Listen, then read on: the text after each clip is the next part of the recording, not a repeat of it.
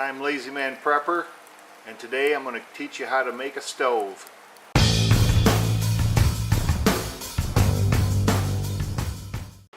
So the tools you're going to need are a tin can that is 4 1/4 by 7 inches tall. You're needing a can opener. You're going to need what they call a church key with the pointed end on it. A bunch of sheet metal screws. These are size 8 by 1/2 inch. And a cordless drill with a bit to hold the screws. And you need a tape measure.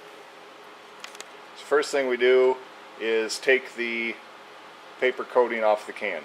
I got most of it off. The seam where it's glued, that'll just burn off later. So the next thing we need to do is punch holes with the pointed end in the bottom of the can about every 2 inches. The lid on the bottom is still there for support.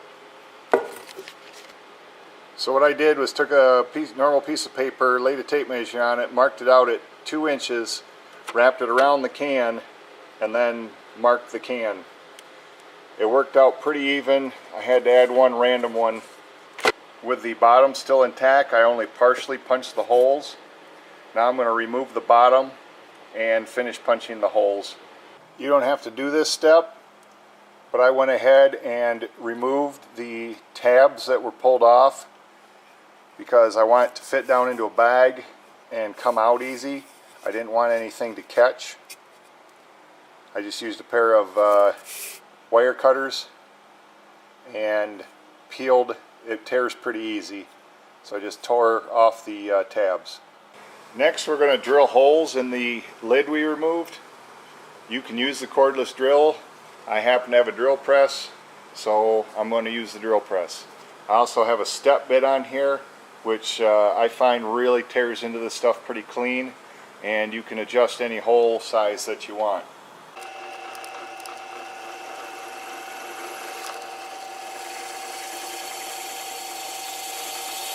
Every so often I had to go through and pound down the little spurs just so it would move around on the drill press platform. So I'm going to finish that off by hitting it.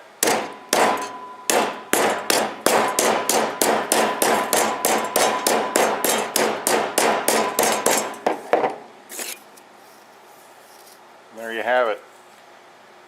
Any kind of pattern will work. You just want to make sure you get enough holes. And I also used a smaller bit so when I feed this with sticks, they don't fall through if they're bigger holes. So the next step is to install the plate we just made with the holes into the can.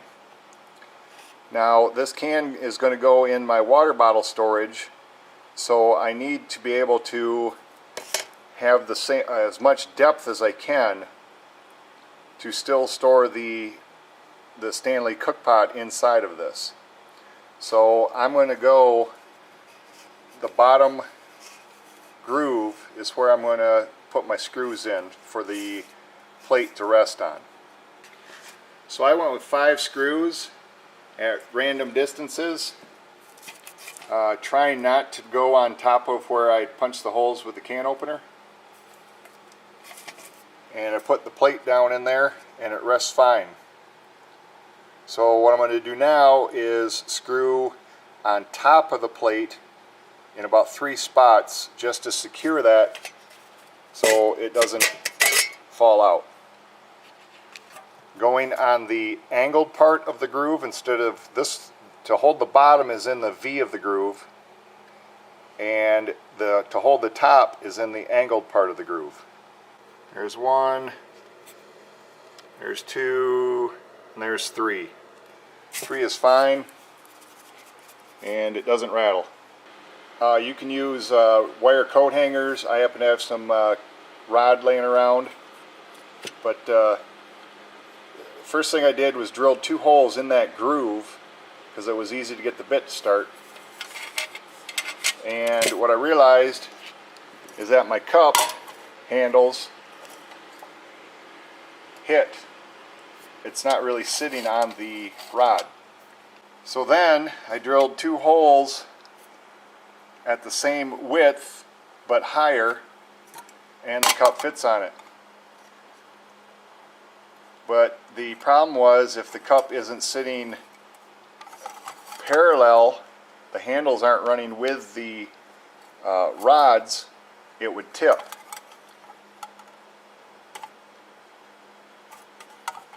And you don't need your water and hot stuff tipping. My third and final fix was to move it out about a ½ inch at that same height where I knew my handles wouldn't hit.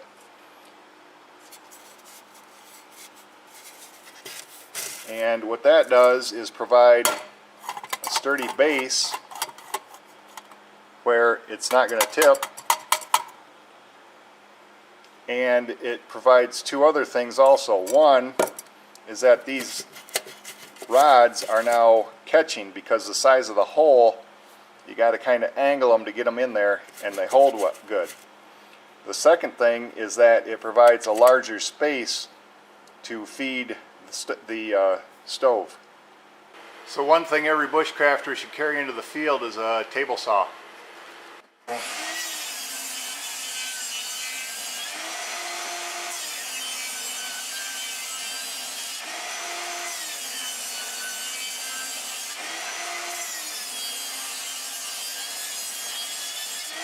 Another thing I like to keep in my pack is a chop saw.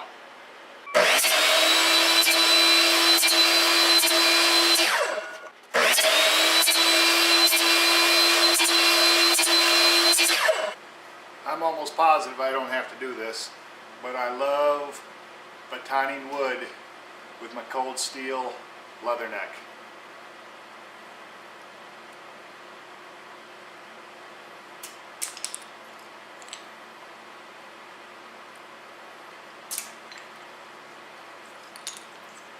That was pretty tough.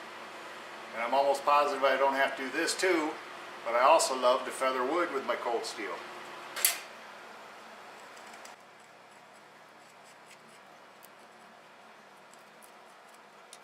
I'm going to use one of my recently designed paracord duct tape match kits and see how that works. So if you watch the video on this, the match is stuck inside of the paracord.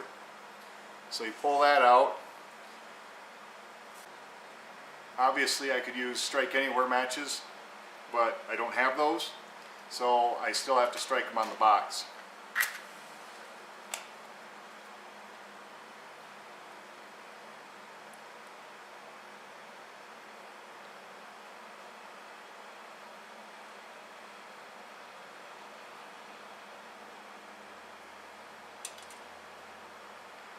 We're going to let that get going pretty good.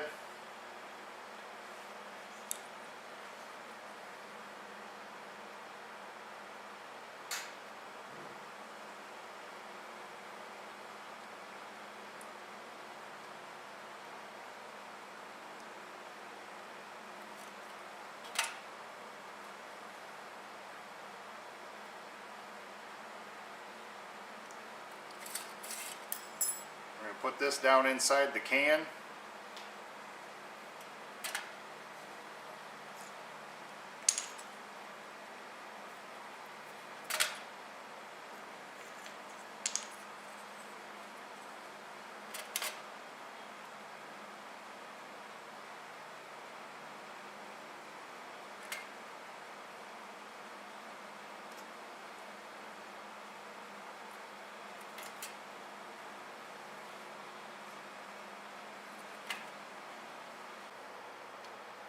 This is actually the first test I've done using these paracord duct tape matches to get a fire going.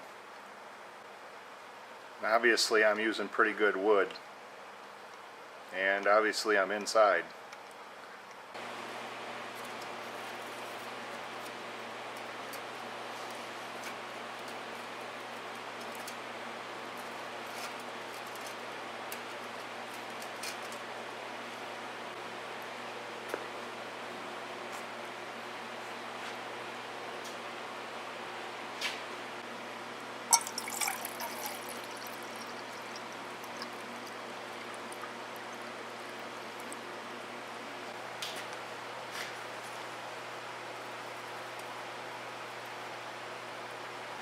4.5 minutes. 5 minutes. 7 minutes. So that didn't burn as great as I thought it would. So before I punched more holes in the bottom, I drilled 4 more holes to raise the rods that hold the cup to get it more towards the top.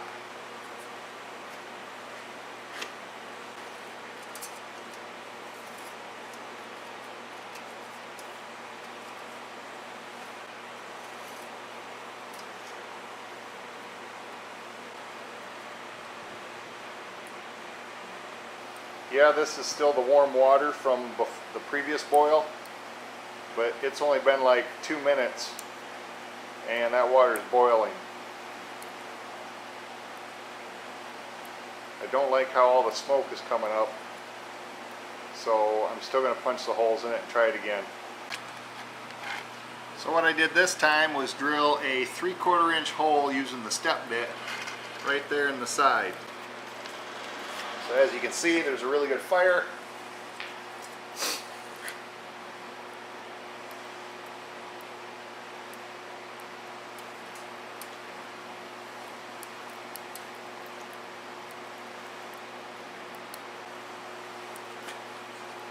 Not nearly as much smoke as there was the previous attempts. So you get a little breeze, that sucker takes off. I tossed out the old water, so this is right out of the canteen, cold. Right there is 1.5 minutes, and we already have bubbles in the bottom of the water. There's 2 minutes. Right there's 3 minutes. Let's check the wood.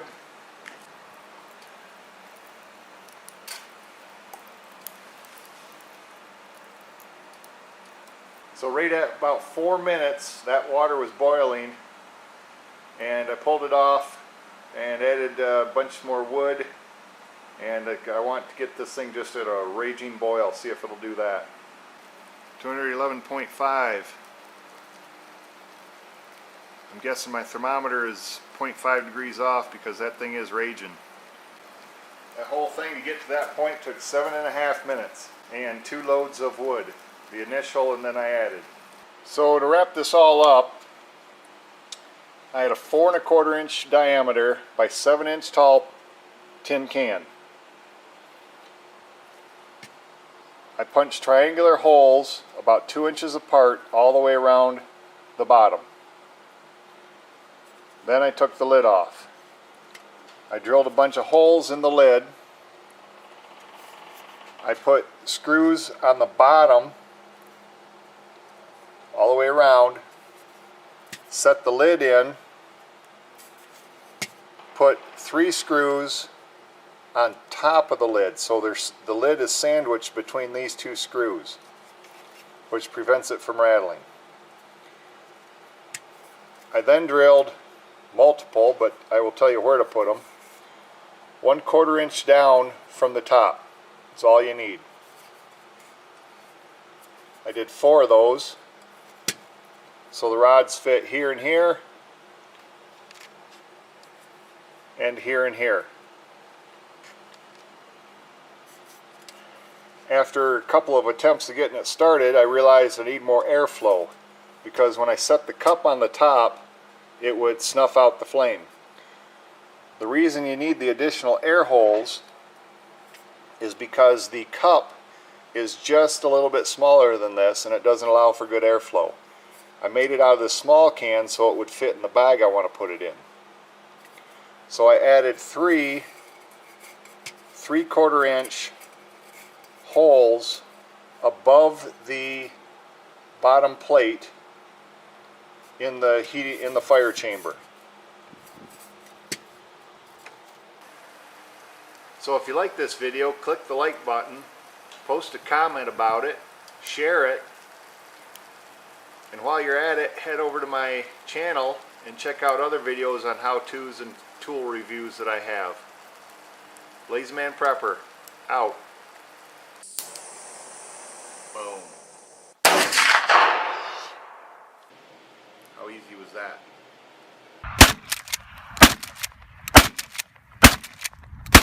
Are all all about getting back or surviving different situations.